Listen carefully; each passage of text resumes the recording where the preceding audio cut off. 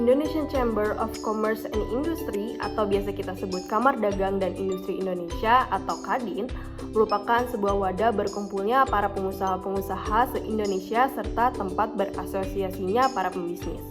KADIN dibentuk pada tanggal 24 September 1968 dan keberadaan organisasi KADIN sendiri itu sudah ada pada tahun 1968. Tapi baru diakui oleh pemerintah setelah terbitnya keputusan Presiden Republik Indonesia nomor 49 tahun 1973. Nah, setelah itu pada tahun 1987 dibentuk kembali melalui Undang-Undang nomor 1 tahun 1987 tentang KADIN dalam acara Musyawarah Pengusaha Indonesia yang diadakan pada tanggal 24 September pada tahun tersebut. Nah, acara tersebut diselenggarakan oleh pengusaha-pengusaha yang merupakan bagian dari KADIN dengan kerjasama bersama Dewan Koperasi Indonesia serta BUMN. Sebagai induk organisasi dunia usaha di Indonesia, KADIN menyediakan layanan advokasi kebijakan, informasi bisnis, pendidikan dan pelatihan keterampilan, fasilitasi perdagangan dan investasi, dukungan terhadap proses arbitrase, promosi kegiatan usaha, serta kolaborasi strategis untuk mendorong keberlanjutan dari inovasi dan dari anggotanya. Sesuai dengan mandat Kepres nomor 18 tahun 2022, KADIN Indonesia merumuskan program kerja yang berfokus pada upaya menjalankan peran strategis sebagai mitra pemerintah dalam meningkatkan perekonomian nasional. Tugas pokok dan fungsi KADIN berdasarkan Kepres nomor 18 tahun 2022 antara lain yang pertama itu memfasilitasi sinergi antara pengusaha Indonesia dalam pemenuhan kebutuhan sumber daya, yang kedua melaksanakan komunikasi, konsultasi dan advokasi kebijakan dengan pemerintah untuk mewakili kepentingan dunia usaha, yang ketiga wakil dunia usaha dalam berbagai kebijakan ekonomi dan investasi, contohnya itu kayak Asian Investment Forum, yang keempat memfasilitasi tanggung jawab sosial perusahaan, yang kelima mendorong implementasi tata kelola perusahaan yang baik di kalangan usaha, yang keenam membina dan memperdaya organisasi perusahaan dan pengusaha dalam membangun dunia usaha yang optimal, yang ketujuh memberikan akreditasi bagi organisasi perusahaan dan organisasi pengusaha yang akan menerbitkan sertifikat, yang terakhir itu memberikan jasa layanan dalam bentuk penerbitan surat keterangan, arbitrase, legislasi surat, dan rekomendasi mengenai usaha.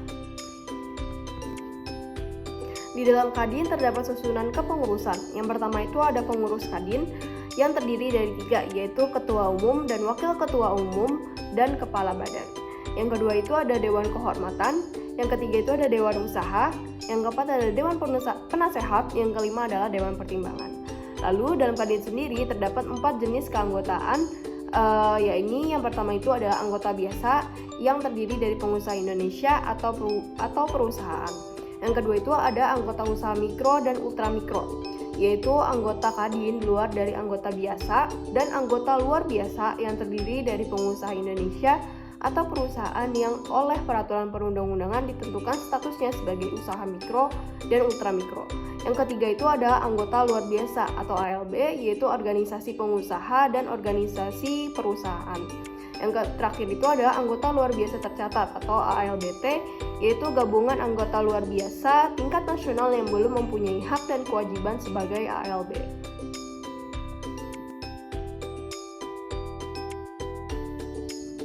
Kementerian Perdagangan Republik Indonesia atau disingkat Kemendak adalah kementerian dalam pemerintah Indonesia yang membidangi urusan perdagangan.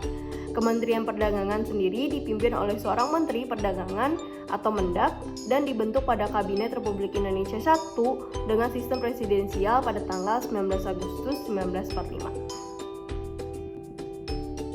Berdasarkan Peraturan Presiden Republik Indonesia Nomor 11 Tahun 2022, Kementerian Perdagangan mempunyai tugas menyelenggarakan urusan di bidang perdagangan dalam pemerintahan untuk membantu Presiden dalam menyelenggarakan pemerintahan negara. Dalam struktur organisasi Kementerian Perdagangan Republik Indonesia, Menteri Perdagangan dibantu oleh 4 staf ahli menteri dalam berbagai bidang.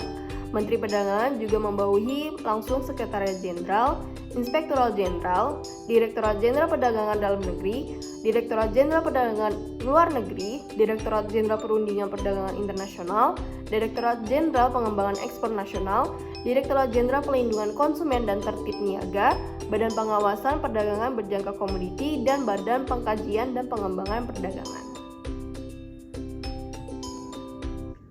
Dalam melaksanakan tugas, Kementerian Perdagangan menyelenggarakan fungsi yang pertama itu perumusan, penetapan, dan pelaksanaan kebijakan di bidang penguatan dan pengembangan perdagangan dalam negeri, perlindungan konsumen dan tertib niaga, perdagangan luar negeri, peningkatan akses pasar dan jasa di forum internasional, pengembangan ekspor nasional, serta pengembangan, pembinaan, dan pengawasan di bidang perdagangan berjangka komoditi, sistem resi gudang, dan pasar lelang komoditas. Yang kedua itu ada koordinasi pelaksanaan tugas, pembinaan dan pemberian dukungan administrasi kepada seluruh unsur organisasi di lingkungan Kementerian Perdagangan. Yang ketiga, pengelolaan barang milik atau kekayaan negara yang menjadi tanggung jawab Kementerian Perdagangan. Yang keempat, pengawasan atas pelaksanaan tugas di lingkungan Kementerian Perdagangan. Yang kelima, melaksanakan bimbingan teknis dan supervisi atas pelaksanaan kebijakan di bidang penguatan dan pengembangan perdagangan dalam negeri, perlindungan konsumen dan tertib niaga, perdagangan luar negeri, ekspor nasional, pembinaan sistem resi gudang dan pasar lelang komoditas, dan pelaksanaan dukungan yang bersifat substantif kepada seluruh unsur di lingkungan Kementerian Perdagangan. Di sini saya akan menjelaskan gambaran umum Skovindo. PT Super E-Tending Company of Indonesia atau biasa disingkat Skovindo adalah perusahaan BUMN yang bergerak di bidang jasa pengujian, inspeksi, verifikasi, sertifikasi, dan pelatihan. Skovindo didirikan pada tahun 1956 dan berkantor pusat di Jakarta, Indonesia. Skovindo memiliki jaringan kantor di seluruh Indonesia dan luar negeri dengan lebih dari 2.500 karyawan yang berprofesional dan berpengalaman. Skovindo berkomitmen untuk memberikan layanan yang berkualitas tinggi dan terpercaya kepada pelanggannya. Layanan yang ditawarkan Skovindo meliputi yang pertama ada pengujian. Skovindo memiliki lebih dari 50 laboratorium yang terakreditasi secara nasional dan internasional untuk melakukan pengujian terhadap berbagai jenis produk seperti makanan, minuman, obat-obatan, tekstil, alat elektronik, dan bahan bangunan. Yang kedua ada inspeksi. Skovindo melakukan inspeksi terhadap berbagai jenis barang dan proses seperti komoditas ekspor-impor, barang berbahaya, dan sistem manajemen mutu. Yang ketiga ada verifikasi. Skovindo melakukan verifikasi terhadap berbagai jenis sistem manajemen seperti ISO 9001, ISO 14001, dan OHSAS 18001. Yang keempat ada sertifikasi. Skovindo menerbitkan berbagai jenis sertifikat seperti SNI, Halal, dan HACCP. Yang kelima ada pelatihan. Skovindo menyelenggarakan berbagai jenis pelatihan untuk meningkatkan kompetensi karyawan perusahaan seperti pelatihan auditor internal, pelatihan sistem manajemen mutu, dan pelatihan pengujian in laboratorium. Skovindo memiliki peran penting dalam mendukung pembangunan nasional. Skovindo membantu meningkatkan kualitas produk dan layanan Indonesia, serta membantu meningkatkan daya saing Indonesia di pasar global. Skovindo terus berkomitmen untuk memberikan layanan yang terbaik kepada pelanggannya dan untuk mendukung pembangunan nasional. Direktorat Jenderal Bea dan Cukai atau yang disingkat DJBC adalah salah satu direktorat jenderal di bawah Kementerian Keuangan Republik Indonesia yang memiliki tanggung jawab dalam mengawasi, mengatur, dan memfasilitasi kegiatan ekspor impor barang di Indonesia. Tugas dan fungsinya meliputi pengawasan lalu lintas barang yang masuk dan keluar dari wilayah Indonesia, pengumpulan penerimaan negara dari sektor bea masuk dan cukai, serta pelaksanaan kebijakan fiskal dan ekonomi yang berkaitan dengan perdagangan internasional dan produksi barang tertentu yang dikenakan cukai. Tugas utama DJBC atau Direktorat Jenderal Bea Cukai, yang pertama pengawasan penegakan hukum, yang kedua ada pemungutan bea dan cukai, yang ketiga ada fasilitasi perdagangan, yang keempat ada pengembangan kebijakan, yang kelima ada pelayanan publik. Materi yang akan dibahas selanjutnya yaitu peranan Kadin atau Kamar Dagang dan Industri dalam perdagangan internasional. Perdagangan adalah urat nadi yang menjadi tulang punggung perekonomian negara dan selalu menjadi perhatian utama bagi pemerintah. Melalui hal tersebut, maka setiap negara ini pada umumnya memiliki sebuah kamar dagang dan industri yang berperan sebagai pelaksana berbagai kebijakan pemerintah di bidang perdagangan dan industri. Di Indonesia, Kadin ini ditetapkan dengan Undang-Undang Nomor 1 Tahun 1987 sebagai satu-satunya induk organisasi dunia usaha, baik di bidang usaha negara, usaha koperasi, dan usaha swasta.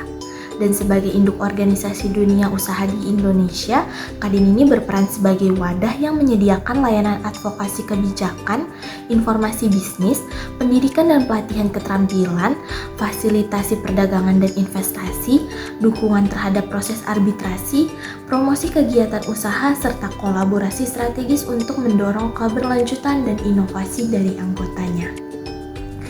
Untuk tugas-tugas pokok dari Kadin itu sendiri, yaitu yang pertama, memfasilitasi penciptaan sinergi antar pengusaha Indonesia dalam pemenuhan kebutuhan sumber daya.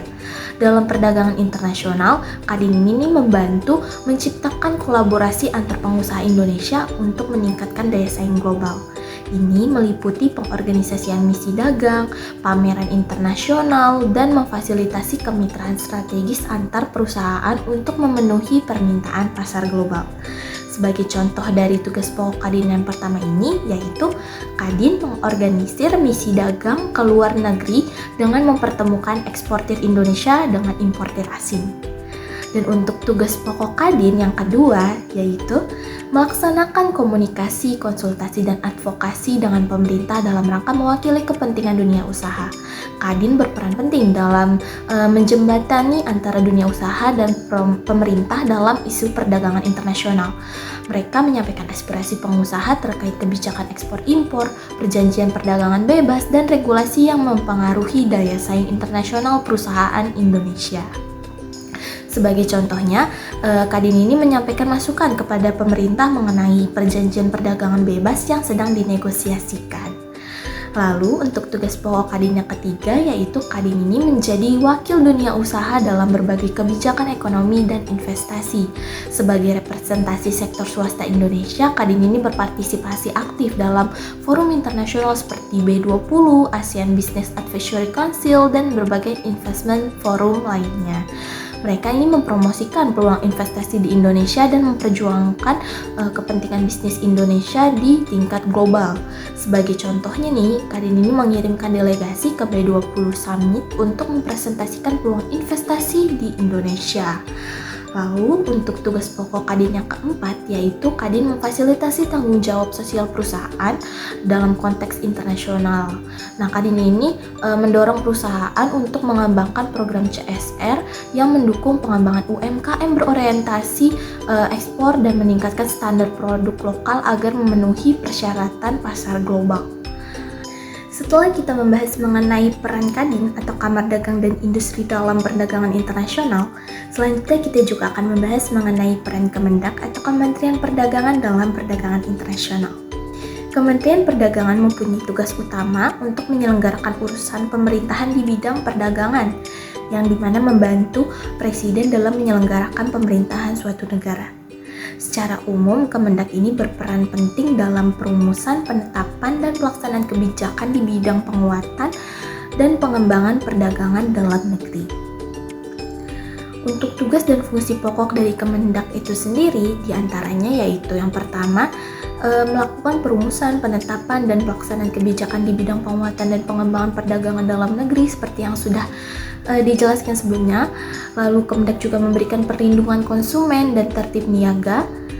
Kemendak juga melakukan urusan mengenai perdagangan luar negeri, lalu memberikan peningkatan akses pasar barang dan jasa di forum internasional, melakukan pengembangan ekspor nasional, serta pengembangan, pembinaan, dan pengawasan di bidang perdagangan berjangka komoditi, sistem resi gudang, dan pasar lelang komoditas.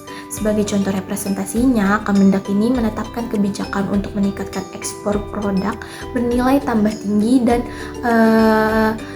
melaksanakan program fasilitasi ekspor.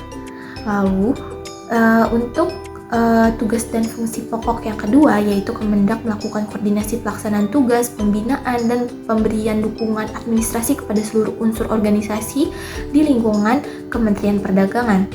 Sebagai contoh representasinya, Kemendak ini mengkoordinasikan kerjasama antar direktorat untuk menyusun strategi peningkatan ekspor nasional.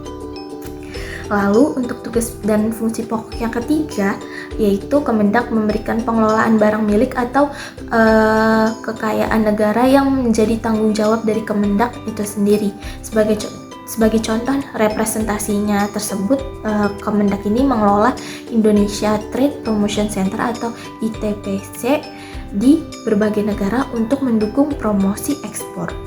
Lalu untuk yang keempat, Kemendak melakukan pengawasan dan pelaksanaan tugas di lingkungan Kementerian Perdagangan. Sebagai contoh representasinya, Kemendak ini memantau dan mengevaluasi kinerja atasé perdagangan di Kedutaan Besar Indonesia.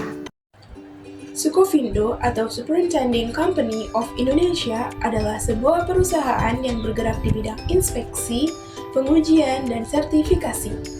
Dalam perdagangan internasional, Sukovindo memiliki peranan yang sangat penting dalam berbagai aspek.